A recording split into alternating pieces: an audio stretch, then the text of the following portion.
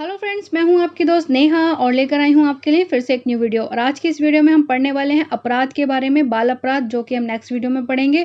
ये भी एक रिक्वेस्टेड वीडियो है। कमेंट आया था, मैम मुझे अपराध या अपराध शास्त्र की वीडियोस बना दीजिए, तो उसके ऊपर मैं आप लोगों के लिए वीडियोस लेकर आई हूँ। और भी नेक्स्ट वीडियो आपको जरूर मिलेंगी इससे जुड़ी हुई। तो चैनल को कर लीजिए जल्दी से सब्सक्राइब, इसकी आने वाली और नई वीडियोज़ के लिए। जो लोग भी पहली बार जुड़े हैं मुझसे, वो सब लोग। और दूसरी बात, जब आप वीडियोस देखते हैं तो प्लीज़ फ्रेंड मुझे कमेंट जरूर करा करिए कि आपको वीडियो कैसी लगी, या आपको इसमें क्या चीज़ सही लगी और क्या गलत, और आपको क्या टॉपिक पे वीडियो और चाहिए, वो भी आप मुझे कमेंट करके बता सकते हैं। तो मुझे एक एक टॉपिक मिल जाता है और वीडियोस बनाने का। वैसे तो मेरे चैनल पर बहुत सारी वीडियोस हैं सोशियोलॉजी से रिलेटेड, 200-250 वीडियोस हैं मेरे चैनल पर। तो आप मेरे चैनल पर विजिट कीजिए, प्लेलिस्ट चेक कर सकते हैं, वीडियोस देख सकते हैं। और सोशियोलॉजी से रिलेटेड आपको बहुत सारी वीडियोस मिलेंगी जो BA MA में भी आपको हेल्प कर सकते हैं या आपकी तैयारी में आपको हेल्प कर सकती हैं। तो फ्रेंड्स, जब आप कोई भी कमेंट करते हैं तो उस कमेंट का रिप्लाई मैं ज़रूर करती हूँ। तो ऐसा मत सोचिए कि हम कमेंट करेंगे तो मैम रिप्लाई नहीं करेंगे। नहीं, मैं कमेंट का रिप्लाई ज़रूर करती हूँ और कोशिश करती हूँ कि आपके लिए ऐसे नोट्स प्रोवाइड कराऊँ जो इसकी लैंग्वेज ईजी हो, मैं आपको अच्छे से समझा पाऊँ। तो चलिए हम स्टार्ट करते हैं अपनी आज की वीडियो, जो कि है अपराध के ऊपर। क्राइम यानी कि अपराध। विश्व में कोई भी समाज ऐसा नहीं है जिसमें अपराध ना पाया जाता हो। आप ही बताइए, कोई ऐसी जगह, ऐसा समाज है जिसमें अपराध ना होता हो? हर जगह होता है। अपराध को धार्मिक, नैतिक, सामाजिक एवं वैधानिक रूप से अलग अलग तरह से देखा गया है। धार्मिक व नैतिक दृष्टि से धार्मिक नियमों एवं नैतिक नियमों का उल्लंघन ही अपराध है। अब अपराध माना जाता है कि भाई अगर आपने कुछ भी, अगर आपने किसी का उल्लंघन कर दिया है, किसी सरकार की चीज़ों का या किसी शासन की चीज़ों का या धार्मिक चीज़ों का आपने उल्लंघन कर दिया है, तो कहीं ना कहीं आपको वो अपराध कहलाता है कि आपने ये क्राइम किया है। फिर आता है अपराध की समाज शास्त्रीय अवधारणा। तो सामाजिक दृष्टि से समाज विरोधी व्यवहार अपराध है। यानी कि सामाजिक दृष्टि से समाज विरोधी व्यवहार अपराध है। और मावरर के अनुसार अपराध सामाजिक मानदंडों का उल्लंघन है। जैसे मैंने अभी बताया कि आप समाज से रिलेटेड किसी भी नियम कानून का उल्लंघन करते हैं तो वो अपराध है। क्लिनार्ड यानी कि क्लिनार्ड कहते हैं अपराध को सामाजिक नियमों में विचलन मानते हैं। सामाजिक या समाज शास्त्रीय दृष्टि से अपराध के निम्नलिखित पक्ष हैं।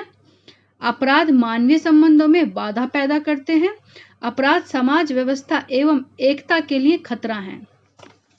बढ़ते हैं हम नेक्स्ट पॉइंट की तरफ। अपराध के प्रति समाज द्वारा प्रतिक्रिया व्यक्त की जाती है। जब आप कोई क्राइम करते हैं, जैसा कि इस टाइम चल रहा है सुशांत राजपूत, जिनकी सुसाइड मिस्ट्री अभी तक सुलझने का नाम नहीं ले रही, जिसमें पूरा देश एक हो गया है, सबकी आवाज़ें उठ रही हैं, सब अपने बारे में बता रहे हैं कि हमारे साथ बॉलीवुड ने गलत किया था या हमारे साथ ऐसा हुआ था। क्योंकि एक इंसान के जाने के बाद लोगों को एहसास हुआ है कि हाँ, हमें आवाज़ उठानी चाहिए थी या चाहिए। तो वही चीज़ है कि जब कोई अपराध होता है तो उसके प्रति प्रतिक्रिया व्यक्त की जाती हैं। दंड की व्यवस्था भी समाज द्वारा की जाती है कि भाई इसको ऐसा दंड दिया जाएगा या इसको ऐसा दंड दिया जाएगा। अपराध की कानूनी अवधारणा क्या होती है, हम ये देख लेते हैं।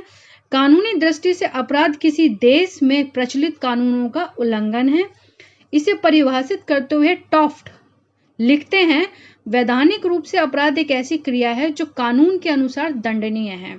मतलब वैधानिक रूप से अपराध एक ऐसी क्रिया है जो कानून के अनुसार दंडनीय है, कि अगर आपने ऐसी कोई भी उल्लंघन वाली बात की है तो वो कानून आपको दंड देगा। नेक्स्ट है, शेषना के अनुसार अपराध वह कार्य या त्रुटि है जिसके लिए कानून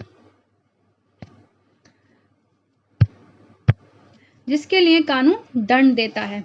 मावरर के अनुसार अपराध वह कार्य है जिससे कानून का उल्लंघन होता है। विभिन्न परिभाषाओं से स्पष्ट है कि कानूनी दृष्टि से अपराध एक समय विशेष में प्रचलित कानूनों का उल्लंघन है। अपराध में अपराधी इरादा होना चाहिए। मतलब जब कोई अपराध कर रहा है तो उसका कोई ना कोई तो इरादा होगा ना। कानून विरोधी व्यवहार प्रकट होना चाहिए, है ना। कानून का विरोध करा है उसने, वो अपराध प्रकट होना चाहिए, वो तभी अपराध माना जाएगा कि हाँ भाई इसने ऐसी चीजों का या नियमों का उल्लंघन किया है। नेक्स्ट है हमारा अपराध का वर्गीकरण। सदरलैंड का वर्गीकरण क्या था? उन्होंने साधारण अपराध बताया था, जघन्य अपराध बताया था। क्लिनार्ड एवं क्यूने का वर्गीकरण, जिन्होंने हिंसात्मक व्यक्तिगत अपराध बताया, संपत्ति संबंधी आकस्मिक अपराध बताया, व्यवसायिक अपराध बताया, सार्वजनिक व्यवस्था संबंधी अपराध बताए और संगठित अपराध बताए जो कि संगठन में रहकर किए जाते हैं, परंपरागत अपराध बताए या पेशेवर अपराध बताए। इस टाइप के उन्होंने वर्गीकरण किए अपराध के। नेक्स्ट हम देखते हैं लेमर्ट का वर्गीकरण। परिस्थिति जन्य अपराध उन्होंने बताया, नियोजित अपराध बताए, विश्वासघात संबंधी अपराधों का उन्होंने वर्गीकरण किया। फिर हेज का वर्गीकरण देख लेते हैं। व्यक्ति के विरुद्ध अपराध उन्होंने बताया, संपत्ति के विरुद्ध अपराध बताया और व्यवस्था के विरुद्ध अपराध बताया। इन्होंने 3 प्रकार के अपराधों का वर्गीकरण किया। फिर हम देख लेते हैं नेक्स्ट कि बोन्जर का वर्गीकरण देख लेते हैं। उन्होंने आर्थिक अपराध बताया, जो आर्थिक स्थिति में होने पर अपराध किए जाते हैं, या राजनीतिक अपराध जो कि राजनीति के अंतर्गत जो अपराध होते हैं, यौन संबंधी अपराध जो कि बहुत ज्यादा होते हैं, और विविध अपराध और अदर कैटेगरी के अपराध। ठीक है, फिर हम अपना देखते हैं अपराधियों का वर्गीकरण। उन्होंने अभी अपराध का वर्गीकरण बताया यहाँ पर कि अपराध किस किस टाइप के होते हैं, और अब बता रहे हैं कि अपराधी किस तरह के होते हैं। अपराधियों का वर्गीकरण उन्होंने बताया। तो नेक्स्ट बताया कि सदरलैंड ने अपराधियों को 2 भागों में बांटा, निम्न वर्गीय एवं श्वेत वस्त्रधारी, यानी कि श्वेत वसन अपराध। लम्ब्रोसो ने अपराधियों को 4 भागों में बांटा, जन्मजात अपराधी, पागल अपराधी, आवेग युक्त अपराधी और आकस्मिक अपराधी, जो एकदम किसी घटना के द्वारा अचानक बन जाते हैं अपराधी। हेज का वर्गीकरण, हेज ने अपराधियों को 4 भागों में बांटा है।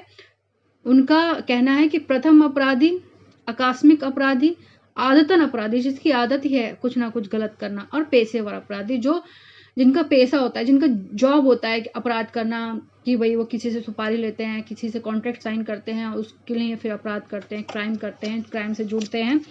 नेक्स्ट है कि अपराध के कारण संबंधी सिद्धांत देख लेते हैं कि अपराध किस कारण से होता है, उनके सिद्धांत देख लेते हैं। शास्त्रीय सिद्धांत देखते हैं हम सबसे पहले। इसके समर्थक इटली के अपराध शास्त्री वेकेरिया हैं। इस मत के अनुसार एक व्यक्ति अपराध इसलिए करता है कि उसे अपराध करने पर दुख की तुलना में सुख अधिक होता है। देखिए, अगर कोई भी इंसान किसी का मर्डर कर रहा है तो ऐसा ही नहीं कर रहा है कि भाई वो सामने बैठा है और उसने जाके चाकू या गन उसको मार दिया मजाक मजाक में, नहीं, ऐसा तो नहीं है। किसी को कुछ भी चोट या आघात पहुंचाने से पहले उसके दिमाग में, क्राइम करने वाले के दिमाग में जरूर कुछ चलता है, या जरूर उससे कुछ कारण रहे होंगे, तभी उसने ऐसा जघन्य अपराध किया है कि वो किसी का मर्डर कर सकता है, या किसी के घर में चोरी कर सकता है, या किसी का साथ कुछ गलत कर सकता है। ऐसी कोई भी चीजें जो खौफनाक हो सकती हैं।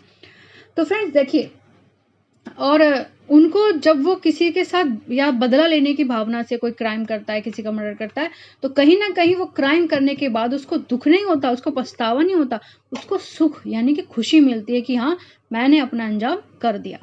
तो वही उन्होंने बताया कि एक शास्त्रीय सिद्धांत है कि भाई दुख की अनुभूति तो नहीं होती होगी, सुख ही मिलता होगा, इसलिए वो लोग क्राइम करते हैं। नेक्स्ट है कि भौगोलिक सिद्धांत। इसके समर्थक फ्रांस के अपराध शास्त्री क्विलेट, ग्वेरी, मॉन्टेक्स्यू, डेक्स्टर और लेक्सन आदि प्रमुख हैं। ये लोग अपराध के लिए भौगोलिक कारकों जैसे जलवायु, भूमि, वर्षा, तापमान आदि को उत्तरदायी मानते हैं।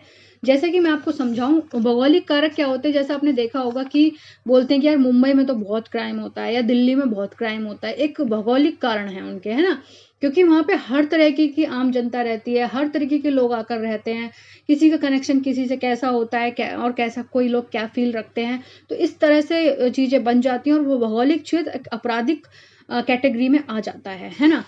तो अगर आप मेरी बात से सहमत हैं, आपको मेरी बातें सही लग रही हैं, मेरी नोट्स आपको सही लग रहे हैं, तो कमेंट करके जरूर बताइएगा।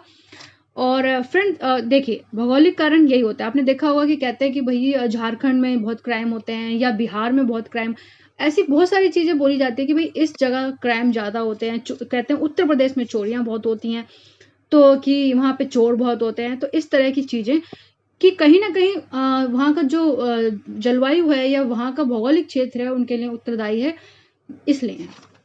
और अगर हम कहें कि तापमान कैसे किसी को, अब गर्मी में ज्यादातर लोगों का दिमाग का जो पारा होता है वो हाई रहता है, तो कहीं ना कहीं जो थोड़े शॉर्ट माइंडेड होते हैं उनका पारा और ज़्यादा हाई होता है और वो क्राइम करने के लिए आगे बढ़ जाते हैं। उनको क्राइम करने के लिए फिर वो सोचना नहीं पड़ रहा, क्योंकि उनका दिमाग ऑलरेडी खराब है। किसी ने और उनको गालियां आकर बक दी तो गुस्से में उनको ईंट फेंक के मार दी या उनसे लड़ाई करने लगे, तो कहीं ना कहीं किसी का सर फट गया, कुछ ऐसा क्राइम कर दिया। तो वो चीज़ तापमान कैसे, इस तरह से तापमान इफेक्ट करता है क्राइम में। फिर आता है लेक्सन ने अपराध संबंधी एक कैलेंडर बनाया है कि किस महीने में कौन से अपराध अधिक होते हैं। सर्दियों में चोरी के अपराध बहुत होते हैं, कि सर्दियों में सब कुछ बंद हो जाता है, चोरी के अपराध ज़्यादा होते हैं। सर्दियों में रेप केसेस ज़्यादा होते हैं। और इस टाइप की उन्होंने एक वर्गीकरण दिया है लेक्सन ने अपने कैलेंडर में कि भाई इस महीने में इस तरह के अपराध ज़्यादा होते हैं। लड़ाई झगड़े, खूनी रंजिश, साजिश, ये गर्मी के मौसम में बहुत अधिक होते हैं, उनका इस तरह से ही कहना था। मॉन्टेस्क्यू ने कहा जो जो हम भूमध्य रेखा के पास जाते हैं अपराध बढ़ते चले जाते हैं। जैसे जैसे आप भूमध्य रेखा की तरफ या ऐसे द्वीपों की तरफ जाएंगे, ऐसे गाँव की तरफ जाएंगे या ऐसी जगह जाएंगे जहाँ जनजातियां रहती हैं, ऐसे लोग रहते हैं जो समाज से थोड़ा अलग थलग हैं, उनमें क्राइम की प्रवृत्ति ज़्यादा पाई जाती है या उनके नियम अलग होते हैं, कानून अलग होते हैं, इस तरह की चीज़ें आपको देखने को मिलती जाती हैं। ध्रुवों की ओर शराब पीकर किए जाने वाले अपराधों की संख्या अधिक होती है। ठीक है। डेक्स्टर ने मौसमी तत्वों जैसे तापमान, नमी, वायुमंडल का दबाव आदि के आधार पर अध्ययन करके बताया कि आर्द्रता के बढ़ने पर हिंसा के अपराध घटते हैं। मतलब जब नमी बढ़ती है, यानी कि विंटर्स, जब नमी बढ़ती है तो हिंसा के अपराध घटते हैं और वायु के दबाव के साथ हिंसा के अपराध बढ़ते हैं, जैसे मैंने अभी आपको बताया। लोम्ब्रोसो ने सेना एवं जेलों का अध्ययन किया। उसने उस समय के एक प्रसिद्ध डाकू की खोपड़ी एवं मस्तिष्क का तथा 283 अपराधियों की खोपड़ी का भी अध्ययन किया। उन्होंने ऐसे जब वो जेल में गए लोम्ब्रोसो देखने के लिए कि भाई अपराध जो यहाँ पे कैदी रहते हैं उन्होंने कैसे कैसे क्राइम किए, उन्होंने पूरी इस पर रिसर्च की कि वो काफ़ी टाइम उस जेल में रहे। उन्होंने देखा कि भाई कैसे कैसे अपराधी हैं, उनका जो स्ट्रक्चर है बॉडी का वो कैसा है, और जो क्राइम कर करके आ रहे हैं, जेल में बंद हैं, जो बड़े बड़े क्रिमिनल हैं, उनके बारे में उन्होंने जांचना शुरू किया कि भाई उनका बॉडी स्ट्रक्चर कैसा है, उनकी फीलिंग्स कैसी, उनका माइंड किस तरह से सोचता है। तो उन्होंने जो वहाँ पे एक डाकू था कि भाई बहुत बड़ा डाकू माना चुना, तो उसके बारे में उन्होंने पता लगाया, उसका बॉडी स्ट्रक्चर देखा, उसकी खोपड़ी, जब अपराधी मर जाते हैं उनके मस्तिष्क और उनकी खोपड़ी को उन्होंने जांच की कि भाई क्या ऐसी चीज़ें उनकी खोपड़ी में रहती हैं, कि उनके मस्तिष्क में रहती हैं कि वो क्राइम करने के लिए आतुर रहते हैं।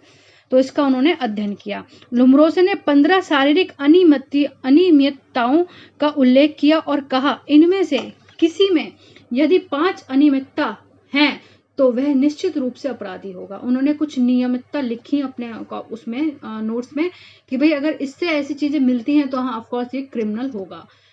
ठीक है। तो फ्रेंड्स ये थे अपराध के कुछ सिद्धांत, अपराध के वर्गीकरण, अपराध शास्त्रीय सिद्धांत। अगर आपको वीडियो पसंद आई है तो लाइक, शेयर, कमेंट और जरूर कीजिए, इसको आगे जरूर फॉरवर्ड कीजिए।